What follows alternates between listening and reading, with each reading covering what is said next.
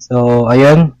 Good day. Magsasagot na naman tayo ng panibagong strike of material. So, balit 3 question to. So, ayan. Nakahanda na yung question natin dito. Basahin natin yung unang question.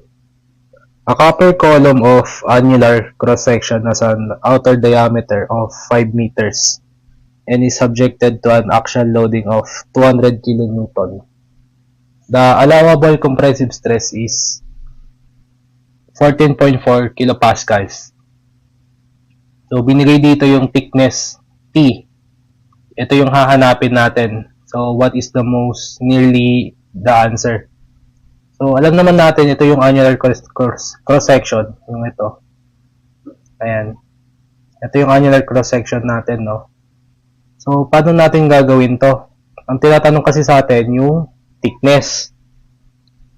Alam naman natin na yung annular cross-sectional is, yung area niya ay area is pi over 4 the outside diameter squared minus di squared. So, asan ba dito yung outside diameter? So, ito. Binigay naman sa problem yung ating dimensions. Yung di, ito yung gitna. Ito yung gitna, yung inside diameter natin. Ngayon, yung thickness natin, dalawa, no? So, paano naging dalawa? So, ito, thickness 1, tapos ito, thickness 2. Kumbaga, yun yung pang-una, tsaka yung panghuli. So, ano magiging equation natin dito? Ano yung magiging yung outside diameter natin? So, DO is equals to, add lang natin, so DI plus 2T. Since dalawa yung thickness natin. Yung ito, tsaka yung ito. So, i-list down muna natin yung mga binigay na given. So, meron tayong DO, outside diameter na 5 meters. Meron tayong axial loading na force na 200 kilonewton. And meron tayong compressive stress na 14.4 kilonewton per square meters. Ayan. So, ano ba ang formula ng compressive stress? Ilagay ko lang dito sa gilid. So, compressive stress is force over area. So, dyan lang umiikot yung strema, no? Dyan lang umiikot sa formula na yan. Force over area. So, nagbabago lang ang formula depende sa area. Ang binigay dito sa problem is annular. So, ito yung gagamitin nating area, yung pi over 4. So, i-reform lang natin. SC, compressive stress, force over pi over 4 dO squared minus di squared. Ang problema, wala tayong di. Pero ito, makukuha natin yan dito. So, ang gagawin natin, i-transpose natin. So, di will be DO minus 2T. Meron tayo nito, meron tayo nito. Binigyan tayo ng thickness, di ba? Ay, hindi. Ang hinahanap pala natin yung thickness. Yung DI, saan natin yung makukuha? So, ilagay muna natin yun sa equation natin. So, 14.4 kilonewton per square meters is equals to yung force yung hinahanap. Ay, hindi. Meron na pa tayong force. So, 200 kilonewton. Pi over 4 DO na 5 meters minus yung DI natin, so ito, di ba? Ito yung DI natin, di ba? Ito. So, ilagay lang natin dito sa equation natin. So, 5 ang outside diameter minus 2. Tapos, ang thickness ang hinahanap. Diba? Thickness ang hinahanap dito, diba? What is the wall thickness? So, T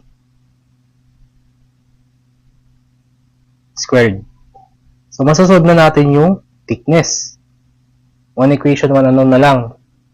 So, yung T must be, lalagay natin sa calculator, 14.4 equals to 200 over pi over 4.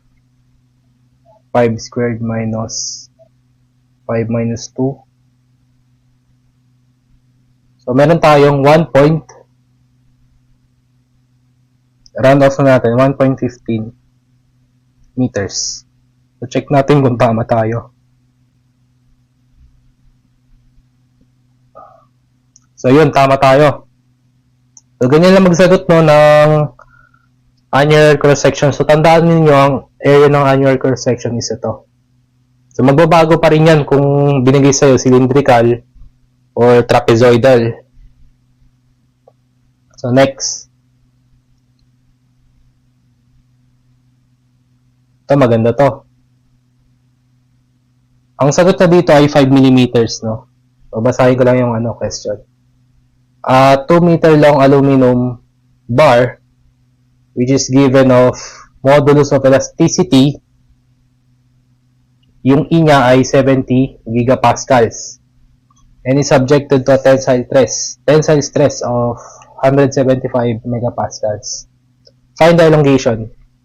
So, alam naman natin ang ating elasticity ng steel is ilan yun? Natatandaan nyo pa ba kung ilan yung elasticity ng steel? Modulus of elasticity. So, ano yun, diba? 207 times 10 raised to 3 megapascals. So, paano naman pag, pag English? So, convert lang natin to, no? Convert lang natin yan to PSI. So, pag English, meron tayong ang tawag doon, 30 ata yun, 30 times 10 raised to 6 PSI.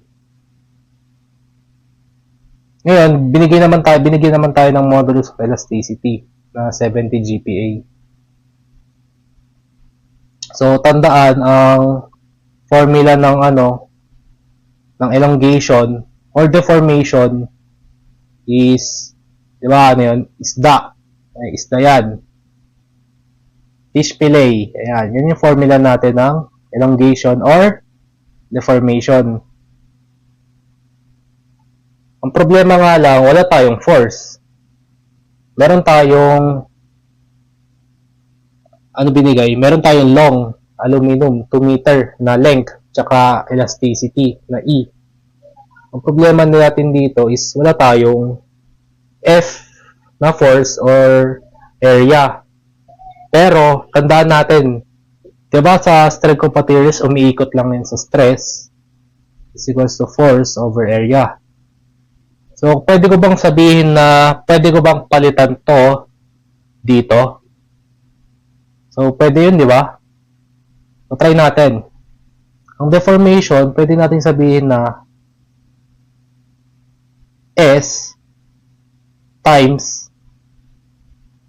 LE. No? Meron tayong tatlong yan. Binigyan tayo ng tensile stress na 175 megapascals. So, since meron na tayong given sa equation na 2 meters, 70 GPa, and 175 MPa, so pwede na natin isalpak dito sa formula natin. So, tandaan na, itong symbol na yan yung elongation or pag sinabi sa problem ay deformation. So, yun lang yun. So, find the elongation. So, ano na natin. Yung S natin, ST, manimutan ko, baka malito kayo. So, ST yan, tensile stress na 175. So, tandaan, ang megapascal ay Newton per square meters. So, patandaan yan kasi lagi natin ginagamit yan. So, 175 Newton per square meters. Times the length. So, gawin na natin gawin na natin millimeters yung 2 meters. So, 2 meters. In 1 meters, meron tayong 1,000 millimeters para maging consistent yung ating unit. Divided by yung E natin. May binigay dito, may binigay na modulus of elasticity. So, 70 GPa. So, convert na natin, di ba? Convert na natin. So, 70 times 10 raised to 9. Divide natin sa 10 raised to 6. So, ilan yun? 3. So, 70 times 10 raised to 4 ba yun? Tama ba? Wait lang. Kasi kailangan yung gigapascal natin, kailangan naka MPa para mag-cancel yung mga units natin. So, 70 GPa times 10 raised to 6. Ay, di-divide natin to ng 10 raised to 3 para maging Newton millimeter squared. So, magka-cancel to. Magka-cancel yan. May natira meter. So, ilan to? So, 175 times 2,000 70,000 na lang yan, no? Kasi 70 times 10 raised to 6, divide mo ng 10 raised to 3 para maging megapascal. Kasi binigay dito gigapascal eh. So, 70,000. So, 5 meters yung ating elongation. So, tama ba tayo? So, yun. Tama tayo. So, yun lang naman, no? Kailangan alam niyo yung fundamentals ng strength of materials kasi dyan lang naman umiikot sa force over area. And, laging tandaan na lahat ng mga equations na ang tawag dito, na naaayos natin yan. Parang kunwari dito, di ba, sa fish fillet, and dito, pwede nating ibahin na force over area na stress, di ba? So, ikot-ikutin lang natin. Makagawa rin tayo ng panibagong equation, kaya ganun. Kaya mas maganda yung alam natin yung mga formulas kung paano ginagamit, kung saan natin pwedeng i-apply. Yun. For the last problem, ayan. Last problem natin to So, magpo-post din ako ng panibagong problem. It's either bukas or next week. So, basahin ko lang. What is the most nearly the maximum allowable load? Force.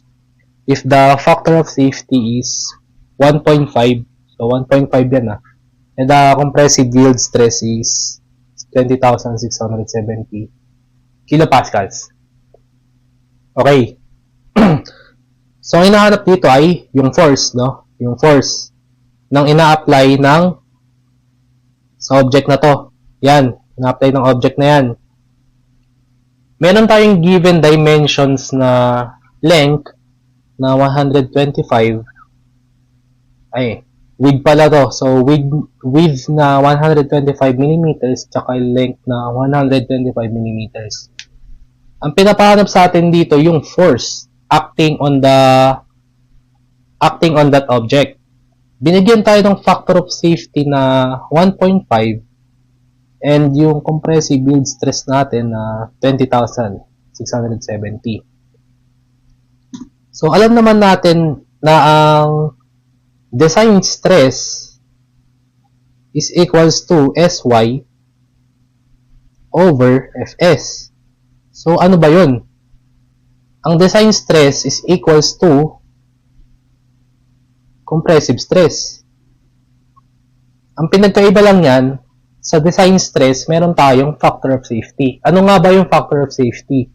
Yun yung ratio na kailangan yung yield stress mo dapat hindi siya nag-exceed or nagli-limit sa yielding stress ng ating object. Kailangan hindi siya nagli-limit. So, pag nag-limit siya, tinatawag na yung ultimate strength, hindi na siya yield stress. So, yung yield stress, kung kailan lang siya pwedeng, kung gaano kabigat yung pwede niyang i-pass through sa object na yun. So, sinasabi kasi dito maximum allowable load. So, ilan ba yung pwede niyang i-maximize dun sa ano na yun, sa load na yun. So, pwede natin gawin design stress is equals to yield stress over factor of safety. Meron tayo nito, meron tayo nito. Okay, so i-solve muna natin yung design stress. So, paano naman pag binigyan ako ng ultimate strength? Kumbaga, siya na yung pinaka maximum load na binigay ng object na yun. Kumbaga, yun ay masisira na siya. So, yun, formula lang nun, SU over Fs. Pag binigyan ka ng ultimate strength, binigay sa atin, yield stress. So, yung yield stress natin dito, naka 20,670 kilonewton. Oops, ayusin ko na yung sulat. Per square meters. So, yung factor of safety, dimensionless yan, no? Wala siyang unit. So, Fs natin is 1.5. So, ilan yung design stress natin? So, meron tayong 13,780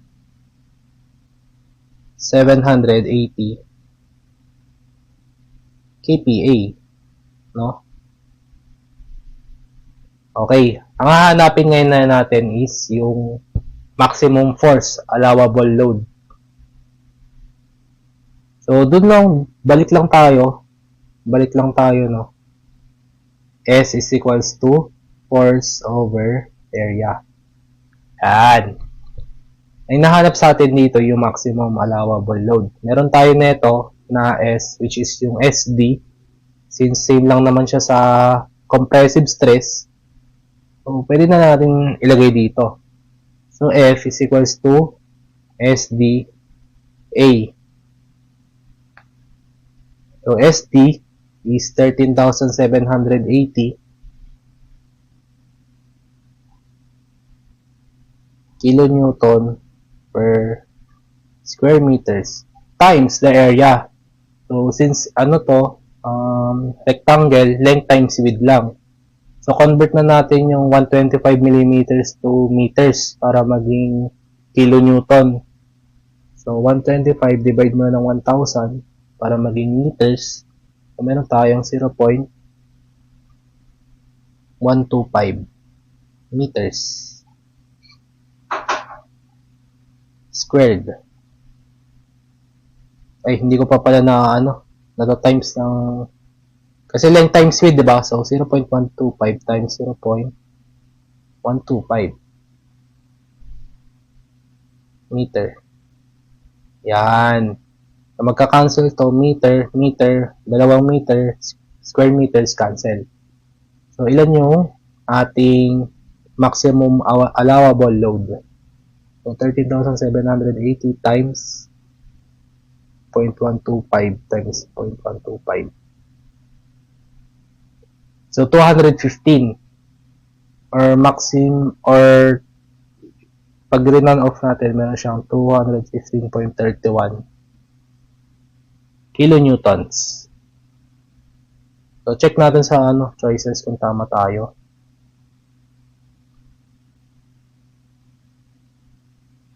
So, ito, A yung sagot, 215. So, yun lang naman, no? Madali lang naman answeran yung strength of materials basta alam mo yung formulas. Kasi formula dependent lang naman tong lesson na to eh. puro stresses lang naman. So, yun lang naman, no? Thank you.